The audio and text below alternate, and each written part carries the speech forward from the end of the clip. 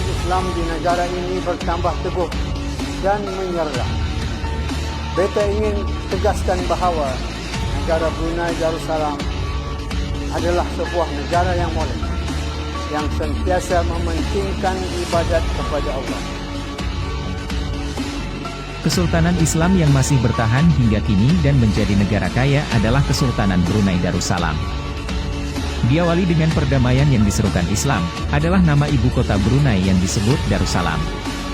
Ini adalah oasis hijau di mana harmoni dan toleransi tergambar dengan perasaan persahabatan dan cinta abadi untuk orang-orang Brunei.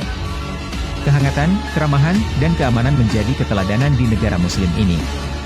Suara azan saat waktu sholat tiba bak memenuhi langit Brunei dari berbagai penjuru. Ini adalah negara terkaya di dunia, dan itu adalah negara muslim kecil di Asia Tenggara.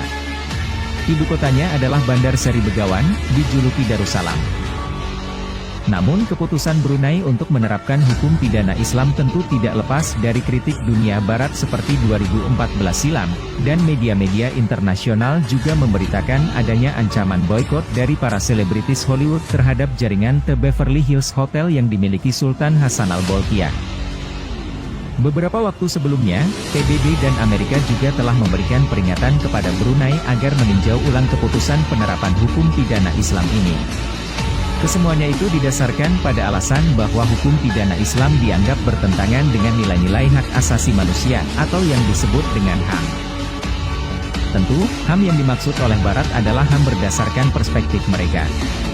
Kesalahan Barat selama ini adalah memaksakan ide-ide mereka agar menjadi ide global dan harus diikuti oleh seluruh dunia, termasuk masalah HAM ini.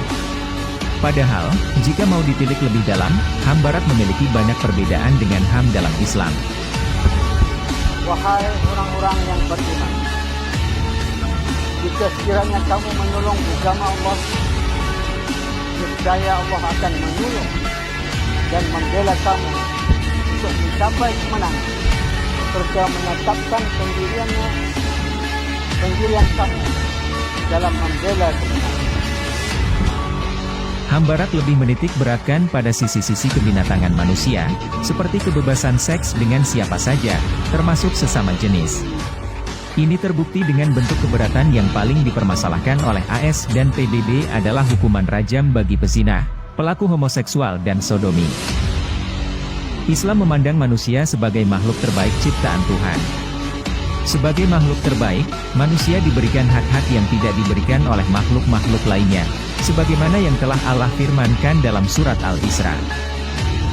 Makhluk-makhluk yang lain mungkin hanya diberi hak hidup saja, tapi manusia diberi hak hidup, hak berpikir, hak beragama, hak memiliki, dan hak untuk memanfaatkan dan mengeksplorasi alam untuk kepentingan mereka. Dengan hak yang sedemikian istimewa, maka manusia harus mempunyai satu sistem untuk menjaga dan memeliharanya. Hukum Islam ditetapkan bukan untuk menyiksa manusia, hukuman yang tegas dimaksudkan untuk memberikan efek jera kepada pelaku dan ketakutan kepada orang lain. Dengan efek jera tersebut, maka diharapkan akan lahir ketenangan dan rasa aman antar para anggota masyarakat. Dari sinilah landasan awal lahirnya kehidupan bermasyarakat yang aman, damai, sentosa dan sejahtera. Dengan demikian, maka hukum Islam sejatinya sangat humanis. Hukum Islam tidak diturunkan kecuali untuk kebaikan manusia, menjaga hak-hak asasi mereka. Hak beragama, hak berpikir, hak berketurunan, hak hidup, dan hak kepemilikan. Selama ini, yang sering dipersepsikan sebagai contoh negara yang menerapkan hukum Islam secara penuh adalah Saudi Arabia. Namun, Saudi yang mengikuti mazhab fikih Hambali dan mazhab akidah Wahabi memberikan stigma sebagai negara yang kaku dan rigid. Disadari atau tidak, kondisi ini menimbulkan suatu pemikiran bahwa seperti itulah jika hukum Islam ditegakkan di suatu negara. Sehingga ada kesan, hukum Islam dipersepsikan sebagai sebuah hukum yang sadis dan ganas. Sedikit-sedikit serba haram, bid'ah atau potong tangan. Belum lagi letak geografi Saudi yang berada di kawasan Timur Tengah, di mana berdekatan dengan sumber-sumber konflik global seperti Palestina, Irak, Suriah dan Mesir, memberikan persepsi bahwa ajaran Islam seakan-akan jauh dari nilai-nilai perdamaian. Tentu ini berbeda dengan Brunei Darussalam. Brunei mengikuti mazhab fikih Syafi'i yang terkenal sangat lentur dan adaptif terhadap adat istiadat dan kemaslahatan setempat. Mazhab akidah yang diikuti Brunei juga Asy'ari yang cukup terbuka dengan penalaran akal. Belum lagi, letak geografis Brunei yang berada di Asia Tenggara dengan tradisi Melayunya dicitrakan sebagai bangsa yang ramah, damai dan jauh dari zona konflik global. Dari sinilah penerapan hukum Islam di Brunei bisa menjadi pertaruhan bagi masa depan hukum Islam. Jika berhasil membawa kemajuan, keadilan, keamanan dan kesejahteraan, maka Brunei bisa menjadi alternatif baru bentuk negara Islam selain Saudi Arabia atau Pakistan yang sering bergejolak. Jauh dari zona konflik global memberikan peluang bagi Brunei untuk mensinergikan ajaran-ajaran Islam dan nilai-nilai kedamaian. Jika berhasil, Brunei akan menjadi prototipe baru bagi penerapan hukum Islam di era modern ini. Dan itu bisa jadi akan menarik perhatian negara-negara Islam lain untuk mengikutinya. Selain itu, doktrin bahwa ajaran Islam tidak hanya terbatas pada masyarakat Arab, tetapi untuk semua umat manusia di seluruh penjuru tempat tidak akan lagi bisa terbantahkan. Disinilah kenapa respon Barat, aktivis HAM nampak begitu ketakutan mendapatkan Brunei menerapkan hukum jenayah syariat ini.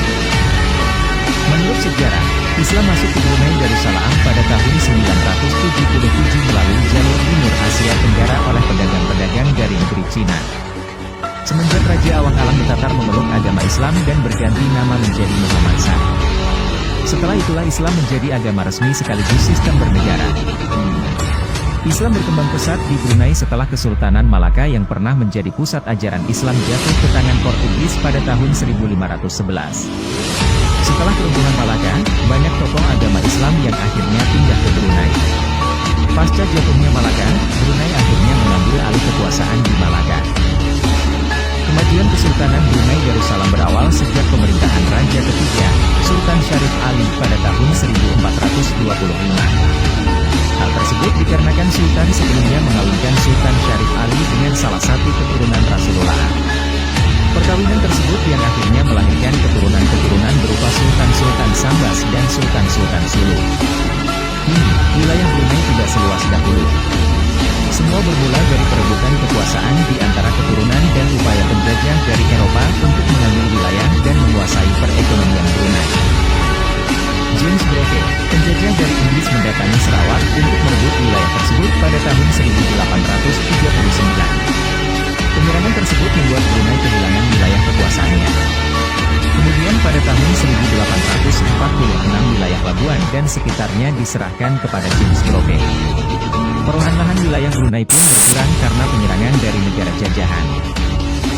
Awal abad ke-19 wilayah kekuasaan Brunei mulai mengecil, disusul oleh perang saudara dan gangguan kekuatan kolonial barat. Brunei baru merdeka dari Inggris pada 1 Januari 1908.